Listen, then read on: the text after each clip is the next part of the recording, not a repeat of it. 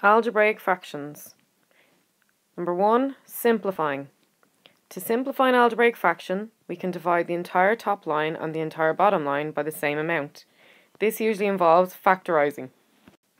We want to simplify x squared minus 3x divided by x squared minus 2x minus 3. We need to factorise the top and bottom to identify a common factor of both. So factorising x squared minus 3x, we get x times x minus 3. And factorising x squared minus 2x minus 3, we get x plus 1 and x minus 3. We see that we have a common factor, x minus 3, on the top and on the bottom, so we can cancel those out. We bring down the x, we bring down the x plus 1, and our answer is x divided by x plus 1. So what we did was we divided above and below by x minus 3. We cancel those out. Number 2, multiplying algebraic fractions. To multiply two algebraic fractions, multiply the top lines and multiply the bottom lines, just like with real numbers. If there are any common factors of the top or the bottom, we can divide by these, i.e. cancel them before finishing the multiplication. Write each of the following fractions in its simplest form. X squared plus 2x minus 3 divided by x squared minus 4 multiplied by 2x plus 4 divided by 3x minus 3. So what we're going to do is factorise the x squared plus 2x minus 3 and get x plus 3 multiplied by x minus 1. Then we're going to factorise the bottom, which is x squared minus 4, and we notice that this is the difference of two squares, so we end up with x plus 2 times x minus 2. Then we can factorise the 2x plus 4, just taking out the highest common factor of 2, so we get 2 times x plus 2. And we can factorise the bottom line, 3x plus 3, taking out the highest common factor of 3, and that's multiplied by x minus 1. Then we can start to have a look and see, is there anything that we can cancel out? Well, we can cancel the x minus 1 and the x minus 1, and the x plus 2 and the x plus 2. That leaves us with x plus 3 multiplied by 2 for our numerator, and 3 multiplied by x minus 2 for our denominator. Part 2, x times x plus 1 multiplied by 5 divided by x plus 1 multiplied by x plus 2. To multiply a fraction by a whole number, we can treat the whole number as a fraction with a bottom line of 1. So any whole number can go over 1. So x times x plus 1 becomes x times x plus 1 over 1. And this is still multiplied by 5 divided by x plus 1 times x plus 2. Now we see we have a common factor of x plus 1 on the top and the bottom, so we can cancel those out. Then we do top by top. 5 by x is going to be 5x, and 1 by x plus 2 is just going to be x plus 2. So our answer is 5x divided by x plus 2. So to multiply algebraic fractions or normal fractions, it's going to be top by top, bottom by bottom. If you're ever asked to divide algebraic fractions or normal fractions, you would turn the second fraction upside down and multiply. Adding and subtracting fractions. To add or subtract algebraic fractions, they must have the same bottom line.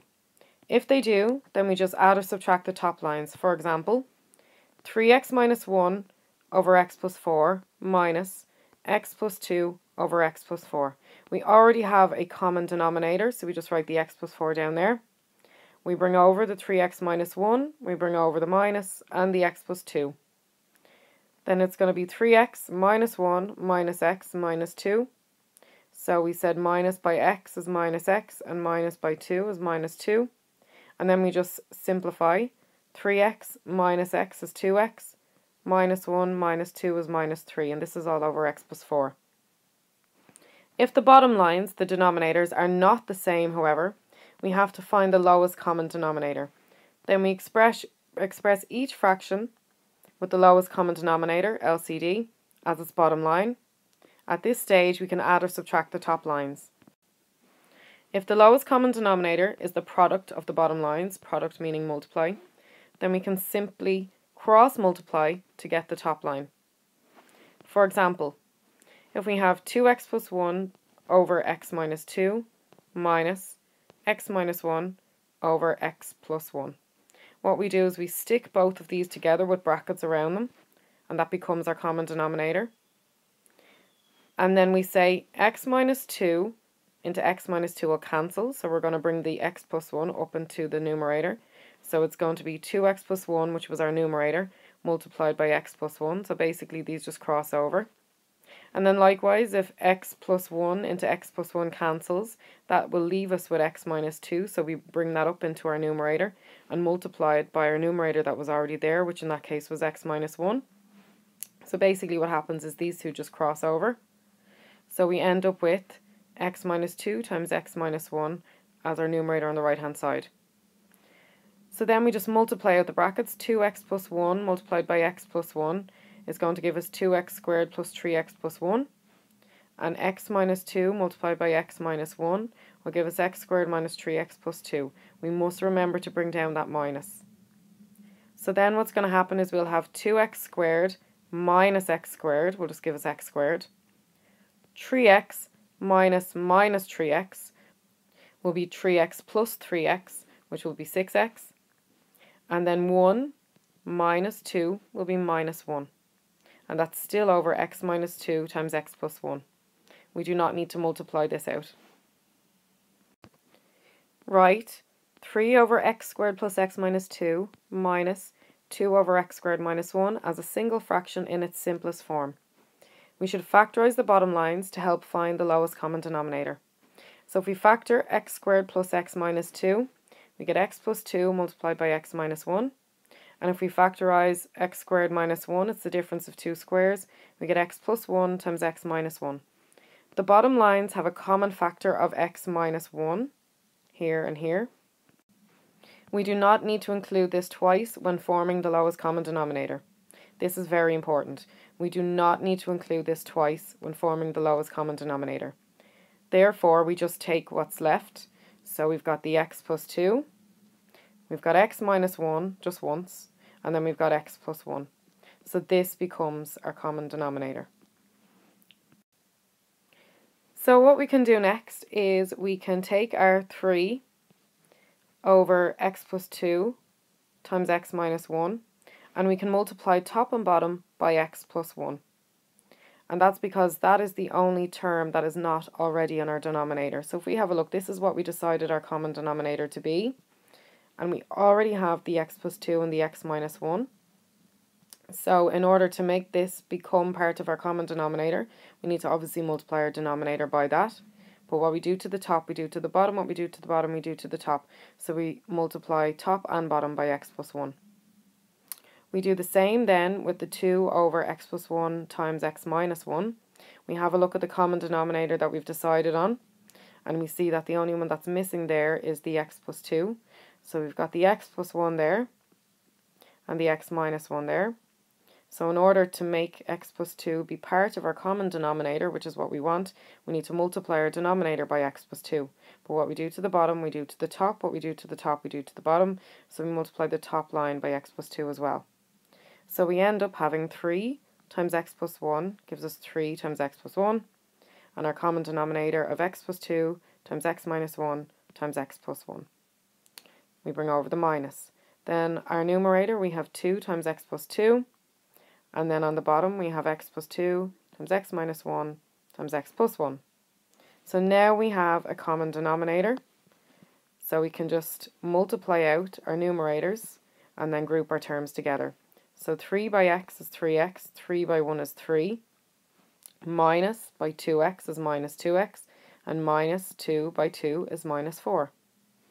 3x minus 2x gives us x, 3 minus 4 gives us minus 1. Now we notice that we have x minus 1 top and bottom, so we can cancel those out. So we're left with 1 at the top because x minus 1 divided by x minus 1 goes once. And then for our denominator, we just have the x plus 2 and the x plus 1 left. Number 4, a single fraction over a single fraction. To simplify a single fraction over single fraction, we can invert and multiply by the bottom line. For example, 8x squared over 5y divided by 2x over 15y squared. What we're going to do is change the divide to multiply and turn that second fraction upside down. So we end up having 8x squared over 5y multiplied by 15y squared over 2x.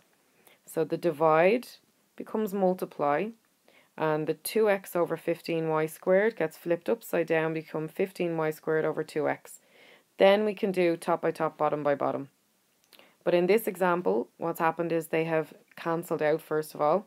So 2x into 8x squared is going to leave us with 4x and 1. So 2x divided by 2 goes once, and 8x squared divided by 2x goes 4x. And they've done the same then with their y's. So 5y divided by 5y goes once, and 15y squared divided by 5y leaves us with 3y. And then we can do top by top, bottom by bottom. So 4x by 3y is 12xy, and 1 by 1 is 1, so we're left with 12xy. Now if you didn't want to simplify in this step, you could have multiplied it out first and then simplified at the end. So let's have a look at what that would look like.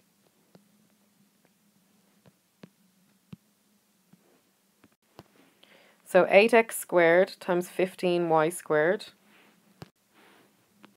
will give us 120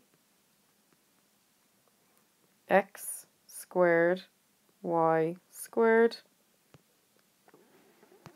and then 5y times 2x will give us 10 x y.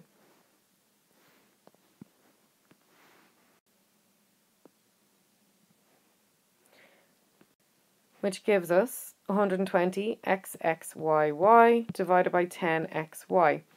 So dividing the numbers, 120 divided by 10 is going to give us 12. So that's where that 12 comes from there. And then the x and the x will cancel, and the y will cancel, and you'll be left with xy. So we end up getting 12xy over 1, which is 12xy. Okay, if either top or bottom is a whole number, it can be treated as a fraction with a bottom line of 1. So any whole number, any whole term can go over 1. Fractions over fractions with multiple terms above or below. When there are multiple terms above or below, we can either start by writing each as a single fraction or take the approach shown in example 4.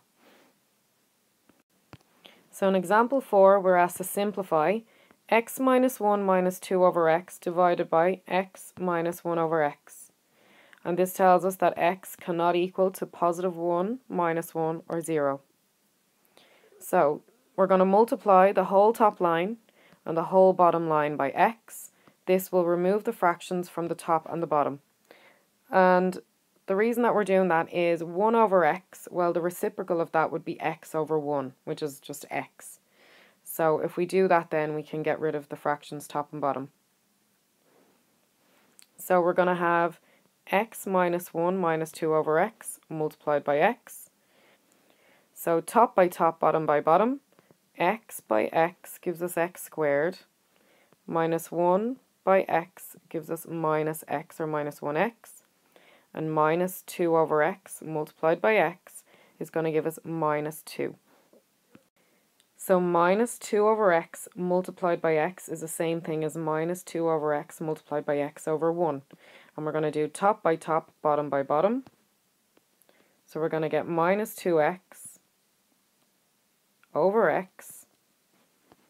The x's will cancel, leaving us with minus 2. So that's where that minus 2 comes from. We're going to do the same on the bottom. X by x gives us x squared, and minus 1 over x by x gives us minus 1. So minus 1 over x by x is the same thing as minus 1 over x multiplied by x over 1. So again, we do top by top, bottom by bottom. And we end up getting minus 1x, or just minus x, over x times 1, which is 1x, or just x. The x's will cancel, leaving us with minus 1. So that's where that minus 1 comes from. Okay, so now we have x squared minus x minus 2 all over x squared minus 1. We're going to factorize the top to get x minus 2 multiplied by x plus 1. We're going to factorise the bottom using the difference of two squares to get x minus 1 times x plus 1. We notice we have x plus 1 on the top and the bottom, which can cancel, so we're left with x minus 2 for our numerator, x minus 1 for our denominator. So this is our answer.